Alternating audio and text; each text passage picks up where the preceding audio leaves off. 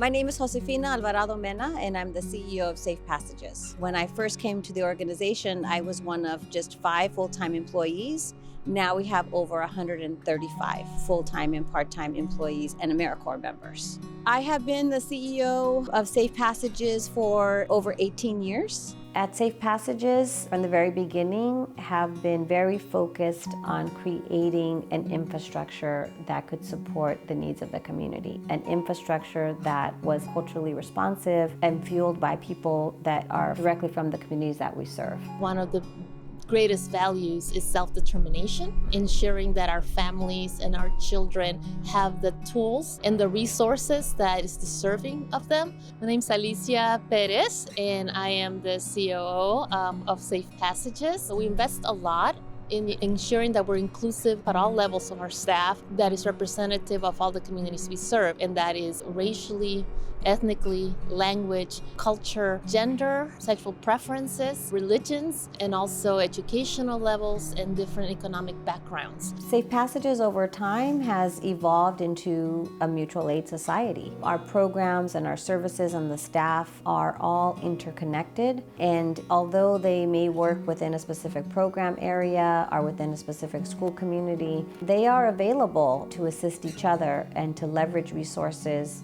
with other programs and services in a way that has strengthened the safety net for the students and the families that we serve at Safe Passages. Me dijeron, tienes un niño pequeño, en este programa hacemos actividades, cosas que sean beneficiosas para tu bebé, ¿no? Pues yo dije, ok. Mi nombre es Gibi, mi apellido es Ceras. Me gustó el programa porque está bien organizado. Tienen un horario de la presentación, un horario para los juegos, un horario para los cuentos. I'm Laura Cabral. I'm the Early Childhood and Family Resource Network Director at Safe Passages. I cover the beginning of the spectrum of our services, so 0 to 8 years old, including parents, like learning opportunities, playgroups, parent workshops, actual family engagement events that they can attend both online now and then in person. Digamos que a mí personalmente me ayudó porque a veces estamos corriendo y de repente se cayó la niña. Oye, no pasó nada, levántate. Pero ellos a mí me enseñaron que yo me tenía que tomar mi tiempo, aunque sea un minuto, decirle, ¿estás bien? Sobarle. Con esa pequeña caricia se le pasaba todo. Apart from baby learning and our early childhood program, I work with our VISTA members and other colleagues so that we can provide resources throughout all our school sites and programming and communities that we serve. So providing diapers to different sites, organizing food distributions, vaccine clinics, and working with the school sites to organize that. I believe both our public and private partners respect the work of Safe Passages because we're constantly digesting how things are working for our communities and how they are not working. And we try to develop new innovative ways to deliver the services. One example is the build out of 5 school-based health centers and family resource centers that bring the resources right to where the families are. Prior to this, government, county, school district may have provided some of the health services, mental health services in the communities, but it was not very accessible for families who are working. Now, the children can go to a doctor right there in their school, get their dental visits, get eyeglasses right in their schools. The mission of Safe Passages is to disrupt the cycle of poverty by engaging youth and families to build and drive a continuum of services that support student success and community development. We envision a community where all young people have the opportunity to realize their full potential. Safe Passages is based on the premise that access to educational opportunity, health services, and family support should not be dictated by race or socioeconomic status, and that healthy and supported young people are better prepared to learn and succeed.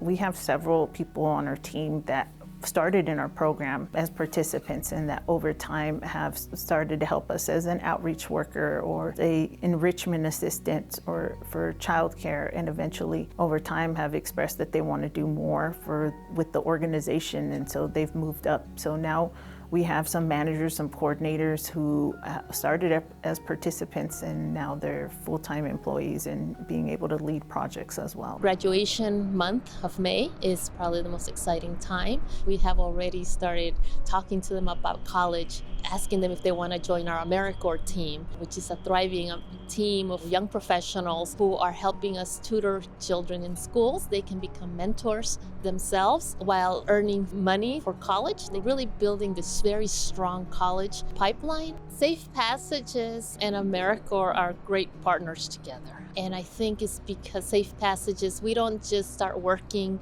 with the young people from the minute that they apply to be AmeriCorps members. We have been working with most of our AmeriCorps members since they were young. So we are not only just helping volunteers do a year of service, but we're helping young people develop their skills and enter a pathway of a workforce that is extremely important to California and to the United States, with a very diverse workforce and a workforce that really understands the communities in which they will be working, that they're working in right now, and will be working as professional young men and women. Because I've received so much, this work that I do has become the true manifestation of what I feel are my convictions. My name is Jeremiah Carrion, and I am a program coordinator for Safe Passages, and I pretty much run an after-school program at an elementary school in East Oakland, California. I joined the AmeriCorps Vista program and really thought that the mission aligned with my values as a person. My name is Randy Hamadi. I am the AmeriCorps director with Safe Passages. Being part of AmeriCorps, you don't have to have a lot of experience. We're not always having our members work with the highest needs student that might already have other services, but we're really looking for that demographic that doesn't get services. They might not have an IEP or a 504, but they still need a lot of support. So that's where we come in, and that's where we try to identify these students so that we can provide them with the support so that they can really meet their potential, because otherwise they might not be receiving services. We serve many different schools throughout the Bay Area, and each one has its own way of working with the kids, getting them engaged. And so what Safe Passages does really well is adapt to that. I'm Katie Brim. I'm the AmeriCorps and Data Systems Manager. My career started with doing AmeriCorps myself. I was an AmeriCorps service member. I actually started with Superstars Literacy, where we focused on supporting kids with attaining literacy levels by 3rd grade. And then ultimately we were acquired by Safe Passages. So I came over to Safe Passages and just sort of fell in love with the whole community support that Safe Passages has. We want somebody who's passionate about serving the community. We primarily work in education, but we don't necessarily need folks that have a background in education, just somebody who wants to make that difference. So anyone who is excited to come into the community, either the community they live in right now, or to come and join our community and really serve the students, particularly in this especially challenging time. We know that all of our students have experienced learning loss, social emotional issues because of the pandemic. And so this is probably the most exciting time to be an AmeriCorps member, because it's when you can make the biggest difference. All these kids, every single one of these kids has this tremendous amount of capacity already. At 8, 9, 10 years old, they're already aware that there are things in them that they can affect. And if they can control that, then they can do anything. We've never had a problem attracting students to our program. I think one of the biggest reasons is the AmeriCorps members. They come in for a year of service, and so they're just very excited to do the service that they're doing and very excited to work with students, and the students feel that. So they feel that they have a consistent adult who wants to see them every day. They want to see that adult every day. There are agencies out there that just work in early literacy or early childhood development. And Safe Passages has found a way to not only do all of these things, but to truly nurture a family from like early childhood all the way to college, and see that the solution isn't just getting kids to read well. So we're not just working on literacy, but also the students' health and wellness, making sure they have access to food. We're doing whatever we can to support our students, our schools, the community. So we have a dedicated team here to support you, and we're going to be there for you, and we want to be there for our students, our families, our communities. So if we all work together and we're committed to it and we're flexible with whatever comes our way, we're going to have a successful year. We know what works with children, youth, and families that are living in extreme poverty. What doesn't work is a one-shot intervention at one point in time. Dr. Nina Moreno, what we know is that you have to provide supports from the moment that a woman is pregnant all the way up through young adulthood. That is how you interrupt poverty and racism and get young individuals onto a path of self-sufficiency. We really look at race, gender, and class together in the intersection and how we operate within that intersection at all times. My name is Jonathan Brumfield. I have been many things at Safe Passages. Currently, I am the program manager of Get Active. Get Active program is a youth development program. We do art primarily in Get Active, and we try to mingle that within all of our programming. I also teach ethnic studies and Africana studies to all of our Get Active youth who are high school age from the age of 14 to 20 years old. Talking to young people that are disengaged and really being pushed into the school to prison pipeline, Safe Passages broke a lot of barriers around implementing programs that will address that, but also get young people back into school. One thing that Safe Passages was able to do was bring our culturally defined evidence practice of life coaching to our African American youth. A life coach is primarily a person in your life that can help you with a lot of different things that you may not even know that you need help with. My name is Lauren Chambers. I'm currently a life coach with Safe Passages. We help them find those documents so that they can get an ID, a driver's license, a bank account. We also talk about money management. We try to meet students where they are. For example, if I have a student who's 15 in high school, not doing that well with their grades, attendance, things of that nature, and we'll try to intervene and figure out what steps we can take to get them on the right track and to get them back involved in the school, engaged in school, and then figure out what future plans that they would like to accomplish. We understand the role that culture plays when relating to the communities that we're working with. That's how we do it. We just kind of make sure that we not only represent in body, but in spirit. A lot of things were different pre-COVID. We would actually go to homes and, go to basketball games and go to the events that students were having to show support and to also show that we mean what we say. In terms of art and hip hop, you can't go to a school in Oakland without knowing about Get Active or knowing about what we do as artists. Safe Passages has literally created graphic designers, muralists, clothing designers, just entrepreneurs in general. One of the things that we really wanted to learn during COVID was that the education system has to change and the way that we approach our young people has to change. When the pandemic first started, I need to make sure that every resource we give to a kid when we're in person, we give it to them individually so they can have it at home. And so I bought all of the art materials that we would have used in class. We even printed special bags for them. You might have 30 kids, and out of that 35 or 3, you might literally take what's in that bag and create an income from it. The thing about our workforce pipeline is all about supporting young people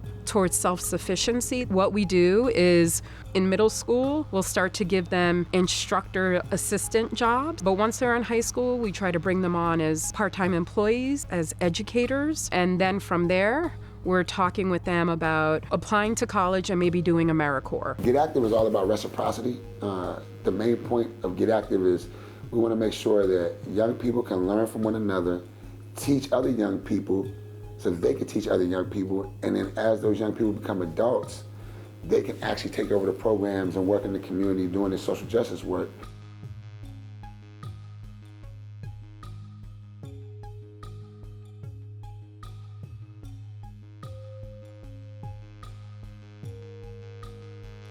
I've been able to work with hundreds of students throughout Oakland and Berkeley area. I've been able to watch them grow and have their own families. We broke barriers around getting young people not only back into school, but graduating young people that were supposed to be getting incarcerated and wind up going to UC Davis or just UC schools in general. We empower all of our program leads to designing and implementing their programs, being very involved in the design, but also the implementation of evaluation of their programs. So for every strategy that we have, including at the policy level, we have an evaluation strategy that goes along with that. I've been doing this work for a long time and won't do any other work but this work because Safe Passages has really fostered a place where I actually was able to create this program. There was no Urban Arts program, there was no Get Active. And I brought this from the work I was doing outside of Safe Passages. And the Josefina who said, you know, you do whatever you want that you think will save these kids' lives. The most impressionable thing to me about Safe Passages has been our ability to pivot, to be nimble and flexible and respond in real time to emerging community crises like COVID. When COVID came down, we were talking weeks before about developing a plan to respond to COVID, and we immediately started stocking up on PPE, personal protective equipment, started distributing that to our communities. We started increasing our food distributions. We started providing support to our communities to access cash assistance, sign up for unemployment benefits. We started connecting our families that weren't connected. We started getting information out there about COVID, what it is, how do you protect yourself? What do you do if you're positive? While folks are figuring out what to do and how to get it done, we're doing it. How do we operationalize assistance so rapidly? What is our secret to cutting through the red tape and providing support as quickly as possible? Rooted in that question is the past work that we have done. My name is Namita Brown, and I am a member of the board of directors for Safe Passages. When COVID hit, we were able to provide that rapid assistance because there were these relationships and bonds that had been formed years ago. The relationship and bonds come from the fact that we are part of the community. We are not outsiders that are just rolling in. The work that we've done and the opportunities that have been presented to us through the pandemic will continue to enhance and further integrate our intersection into the physical health sector. My name is Kimi Tahara. I am the Operations and Systems Integration Director at Safe Passages, where I oversee the vaccine access team, the communications work, and the fiscal team. Our unique ability to have relationships with the school districts, with individual school sites, has just really pushed us to the forefront. When the pandemic happened, we were able to scale up quickly. Josefina saw where we were going in terms of most likely having to shelter in place. So my program did not shut down, or the baby learning program did not shut down. The model of our program always consisted in providing essential services. We still plan to do food distributions. We still plan to do our programming. It's just going to look a little bit different. At first, people were like, what's happening? It's going to be over the phone more. It's going to be, online. You're probably going to get more text messages, but we're not going anywhere. We've been there to provide support for a long time. We've seen kids grow from elementary to schools, to middle schools, to high schools, to become interns and volunteers in Safe Passages. And that relationship has allowed us to work faster, quicker, and in a more efficient manner. It was also an opportunity for us to have conversations with families and hear about the situations that they were in during the pandemic. That's something we always try to do, is make sure that the programs and services that we're providing match what the need is and what families want. Being able to have that creativity and that leeway to have the autonomy to think about how to problem solve in a creative way that allows us to bring people together in a collaborative manner. For example, we have had about 5 vaccine clinics so far, where the mobile vaccine clinics came to each school site and delivered about 200 or so doses to students between the ages of 5 to 11. That would not have happened without the support from Healthcare Services Agency and the Public Health Department and OUSD. We really all got behind was supporting families with making vaccine appointments, calling almost every family to ask them, are you interested in a vaccine? What's your occupation? So that we know what phase you're in and if you're eligible, and if you aren't eligible, we'll give you a call back later. I specifically help with the indigenous people from the country of Guatemala. My name is Aníbal Pablo Ramos. I work with Safe Passages as well as with the Alameda County. I'm a community outreach worker. There is a miscommunication that a person from Guatemala might know Spanish, but unfortunately, it's just not the case. I can repeat whatever you're telling me in the sentence, but it might not make sense in my language. Mi comunidad no saben bien hablar el español, mucho menos el inglés. Tenemos el primer idioma que es MAM. Mi nombre es Yolanda Bautista Mendoza y mi posición en Safe Passages es para hacer outreach. Muchas familias están con con miedo de la vacuna por tantas cosas que andan diciendo en las calles y que salen en las noticias y luego ven por las redes sociales también. So we gotta let them know what's the resource, if there's any new COVID shots, any new boosters. Salir a decir más a las gentes en las calles o mis conocidos de que hay vacunación, que eso va a ser el proceso, en especial ahora que vienen los días festivos y mucha gente se va a reunir. Quizás no saben muy bien de las vacunas, pero hay que estar bien protegidos, en especial los niños y nuestros ancianos también. One of the things that the pandemic has taught us is that no need is greater than the immediate community needs. And that is the amazing work that is being done by the executive director at Safe Passages and the staff. We didn't know it at the time, but we had created an infrastructure that could withstand a pandemic. The pandemic, in a way, has been a proof of concept in terms of our organizational functions and values and principles. When we think about the whole person and we think about how people come to be in their communities, we have to really think about them holistically. And we think about intergenerational inequities and just sort of how families come to be in their communities. So Safe Passages being able to serve people through the continuum of the lifespan.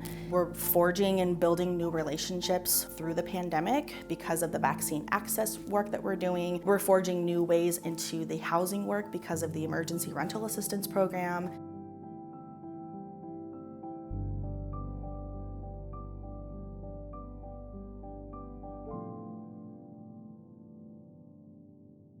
As the federal government and the statewide government think about integrating all these different programs together, we have no choice but to continue to shatter the glass ceilings and to really be immersed in the way in which that healthcare is actually moving forward.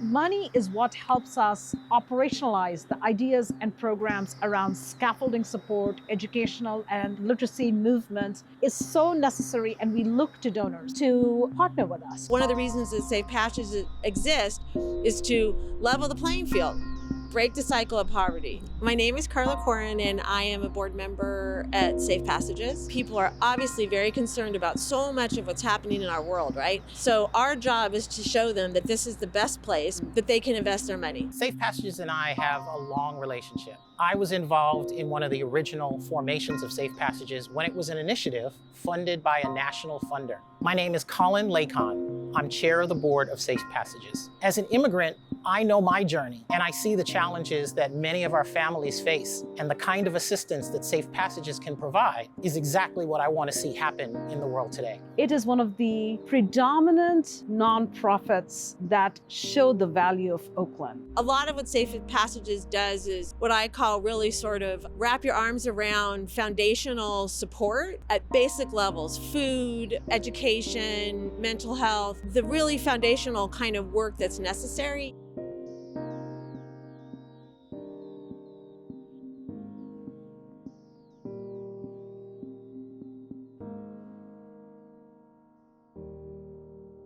My name is Dan Siegel. I'm a civil rights lawyer here in Oakland. Faced with the problem of having to deal with multiple agencies, and at the same time, their needs were not being met. And so we began to develop these programs. Ultimately, the structure of Safe Passages was created. Josefina came to work as the director, and we were going. That is the ultimate goal of Safe Passages, to get a whole generation out of institutionalized poverty and help community members do better than their previous generation. Over the last few years, the organization has grown, being able to both attract money but also grow its effort to deliver on these services.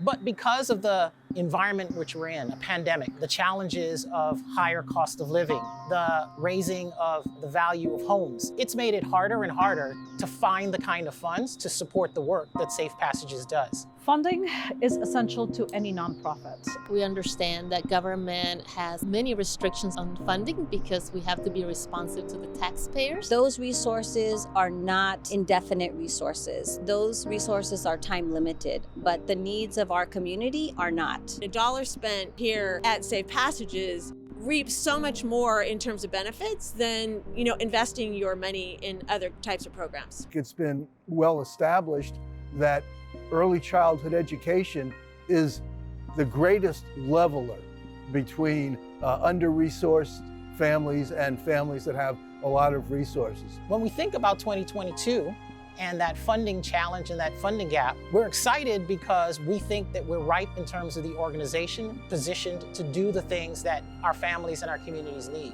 We also are excited about the new building that we're purchasing.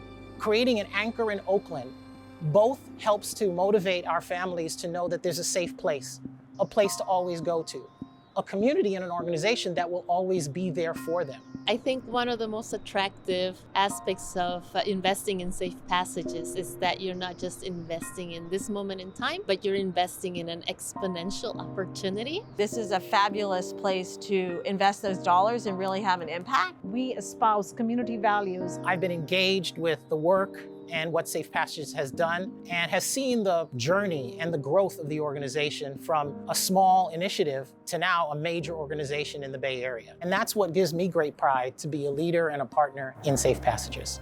The question is, who's going to fund the solutions that work? We at Safe Passages don't believe in piloting. We're not trying to pilot a project and then close it down to just start another pilot project. That's fundamentally unjust for our communities. We're taking the solutions that work to scale, and that includes the community-defined, evidence-based practices across our programs. We represent communities of color, and those communities deserve the solutions that work for them. We need the funders, the individual donors, and the policymakers to partner with us to take those solutions to scale. A primary motivating factor for me in my work has always been my family. I come from a tradition of advocacy, organizing, and of service to the community. I'm very proud to be in this work, to represent my family, and it's been, a great honor for me to be in this role.